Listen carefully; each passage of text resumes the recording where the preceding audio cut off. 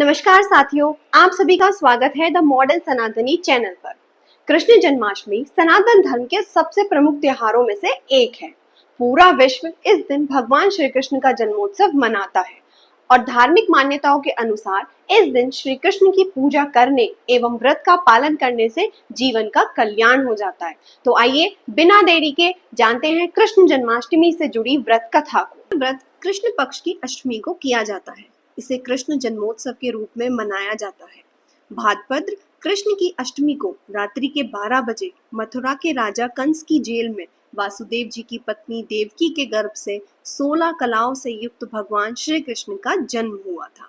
इस दिन देश के समस्त मंदिरों का श्रृंगार किया जाता है। कृष्ण अवतार के उपलक्ष्य में झांकियां सजाई जाती हैं। भगवान कृष्ण का श्रृंगार करके झूला सजाया जाता है। स्त्री पुरुष रात के 12 बजे तक व्रत रखते हैं। रात को 12 बजे शंख तथा घंटों की आवाज से श्री कृष्ण के जन्म के समाचार चारों दिशाओं में गूंज उठते हैं। भगवान कृष्ण की आरती उतारी जाती है और प्रसाद वितरण किया जाता है और प्रसाद ग्रहण कर व्रत को खोला जाता है। जब द्वापर युग में पृथ्वी पर राक्षसों के अत्याचार निरंतर बढ़ने लगे, पृथ्वी गाय का रूप धारण कर अपनी कथा सुनाने के लिए तथा अपने उद्धार के लिए ब्रह्मा जी के पास गई। ब्रह्मा जी सब देवताओं को साथ लेकर पृथ्वी को विष्णु के पास क्षीर सागर ले गए।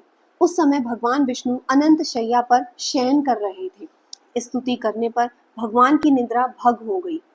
भगवान ने ब्रह्मा एवं सब देवताओं को देखकर उनके आने का कारण पूछा तो दीन वाणी में पृथ्वी बोली, भगवान, मैं पाप के बोझ से दबी जा रही हूँ, मेरा उद्धार कीजिए। यह सुनकर विष्णु जी बोले, मैं ब्रजमंडल में वासुदेव की पत्नी देवकी के गर्भ से जन्म लूंगा। तुम सब देवतागण ब्रज भूमि में जाकर यादव वंश में अपना शरीर धारण करो। और इतना कहकर भगवान अंतर्ध्यान हो गए। इसके पश्चात देवता ब्रजमंडल में आकर यदुकुल में नंद यशोदा तथा गोप गोपियों के रूप में उत्पन्न हुए। द्वापर युग के अंत में मथुरा में उग्रसेन नाम के राजा राज्य करते थे। उग्रसेन के पुत्र का नाम कंस था। कंस ने उग्रसेन को बलपूर्वक सिंहासन से उतारकर जेल में डाल दिया और स्वयं राजा बन बैठा। वह बड़ा ही अत्याचारी तथा निर्मोही था। उसकी बहन देवकी का विवाह यादव कुल में वासुदेव के साथ निश्चित हो गया। जब कंस देवकी को विदा करने के लिए रथ के साथ जा रहा था, उसी समय एक तीव्र आकाशवाणी हुई कि हे कंस, जिस देवकी को तू बड़े प्रेम से विदा कर रहा है, उसका 8वां पुत्र तेरा संहार करेगा। आकाशवाणी की बात सुनकर कंस क्रोध से भरकर देवकी को मारने के लिए तैयार हो गया। उसने सोचा, ना देवकी होगी ना उसका कोई पुत्र होगा। वासुदेव जी ने कंस को समझाया कि तुम्हें देवकी से तो कोई भय नहीं है, देवकी की 8वीं संतान से तुम्हें भय है। इसलिए मैं इसकी 8वीं संतान को तुम्हें सौंप दूंगा। फिर तुम्हारा समझ में जो आए उसके साथ वैसा ही व्यवहार करना। कंस ने वासुदेव की बात स्वीकार कर ली और वासुदेव तथा देवकी को कारागार में बंद कर दिया। तत्काल नारद जी वहां आ पहुंचे। उन्होंने कंस को उसकी भूल समझाई। कैसे पता चलेगा कि 8वां गर्भ कौन सा होगा? गिनती प्रथम से है या अंतिम गर्भ से प्रारंभ होगी? कंस ने नारद जी से परामर्श पर देवकी के गर्भ से उत्पन्न होने वाले समस्त बालकों को मारने का निश्चय कर लिया। इस प्रकार एक एक करके कंस ने देवकी के 7 बालकों को निर्दयता पूर्वक मार डाला।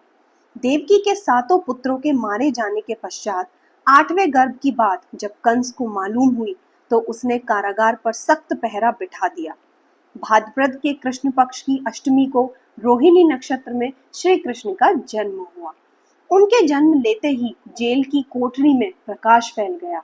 वासुदेव और देवकी के सामने शंख, चक्र, गदा एवं पद्मधारी चतुर्भुज भगवान ने अपना रूप प्रकट कर कहा, अब मैं बालक का रूप धारण करता हूँ, तो तुम मुझे तत्काल गोकुल के नंद के यहाँ पहुंचा दो और उनकी अभी अभी जन्मी कन्या को लेकर कंस को सौंप दो। अकस्मात वासुदेव जी की हथकड़ियां तड़ातड़ टूट गई। अपने आप द्वार खुल गए।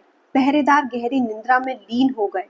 वासुदेव कृष्ण को सूप में रखकर गोकुल को चल दिए। वासुदेव ने जब श्री कृष्ण को लेकर यमुना में प्रवेश किया तो यमुना एकाएक बहने लगी, यहाँ तक कि गले तक आ गई। वह श्री कृष्ण के चरणों को स्पर्श करने के लिए बढ़ने लगी।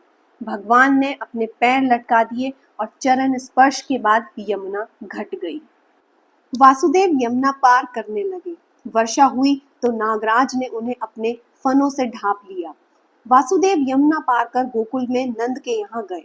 बालक कृष्ण को यशोदा जी की बगल में सुलाकर कन्या को लेकर वापस कंस के कारागार में आ गए। जेल के दरवाजे पूर्ववत बंद हो गए। वासुदेव जी के हाथों में हथकड़ियां पड़ गई। पहरेदार सब जाग गए। कन्या के रोने पर कंस को समाचार दिया गया। कंस ने कारागार में आकर कन्या को लेकर पत्थर पर पटककर मारना चाहा, किंतु वह कंस के हाथ से छूटकर आकाश में उड़ गई और देवी का रूप धारण कर बोली, हे कंस, मुझे मारने का क्या लाभ है? तेरा शत्रु तो गोकुल में पहुंच चुका है। यह दृश्य देखकर कंस हतप्रभ और व्याकुल हो गया। कंस ने श्री कृष्ण को मारने के लिए अनेक दैत्य भेजे। श्री कृष्ण ने अपनी अलौकिक माया से सारे दैत्यों को मार डाला। बड़े होने पर उन्होंने कंस को मारकर पृथ्वी को उसके भार से मुक्त किया और अपने नाना उग्रसेन को राजगद्दी पर बैठाया तथा अपने माता पिता को कारागार से मुक्त किया। श्री कृष्ण की पुण्य जयंती को तभी से सारे देश में बड़े हर्षोल्लास से मनाया जाता है। साथियों, विधिवत पूजा करें और इस कथा का पाठ अवश्य करें। व्रत की विधि और नियम के लिए आप हमारे चैनल पर डली हुई वीडियो देख सकते हैं और इसी तरह की धार्मिक जानकारी के लिए इस चैनल को जरूर सब्सक्राइब करें। राधे राधे।